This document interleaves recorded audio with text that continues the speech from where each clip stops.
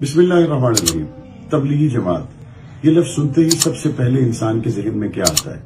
محبت پھیلانے والے لوگ، محبت اور سلیقے سے دین کی دعوت دینے والے لوگ، ایک ایک دروازے پہ جا کر لوگوں کی آخرت کی فکر کرنے والے لوگ، نماز کی طرف بلانے والے لوگ۔ پابندی ان پہ لگے، امریکہ میں لگے، یورپ میں لگے، دین دشمن قوتیں جو پوری دنیا میں اسلام کا خاتمہ کرنا چاہتی ہیں وہاں پر لگے۔ لیکن یہ کیا ہو گیا؟ سعودی عرب میں ان پر پابندی لگ گئی۔ مکہ اور مدینہ میں قرآن مجید نازل ہوا اور قرآن مجید کی دعوت کو لے کر پوری دنیا میں پھیل جانے والوں کو تبلیغی جماعت کے لوگ ہی آج کے دور میں کہا جاتا ہے۔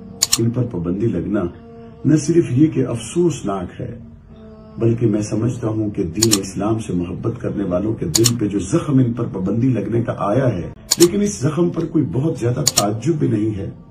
وجہ اس کی بڑی واضح ہے۔ تھوڑا ہی عرصہ پہلے دنیا کا سب سے بڑا سینما جدہ میں کھول دیا گیا۔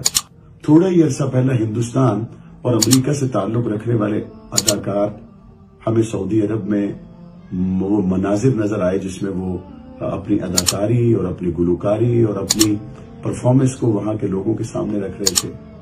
تھوڑے ہی عرصہ پہلے ہم نے دیکھا کہ چست لباس پہنی ہوئی خواتین کو حرمین کی سیکیورٹی پر مامور کر دیا گیا۔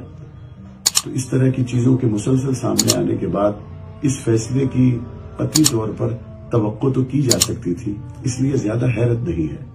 لیکن اب خطرہ اور افسوس اور آنے والے وقت میں جو خدا نخواستہ پوری امت کے لیے ایک تکلیف دہ بات ہو سکتی ہے، وہ حرمین کی حفاظت کا مسئلہ ہے۔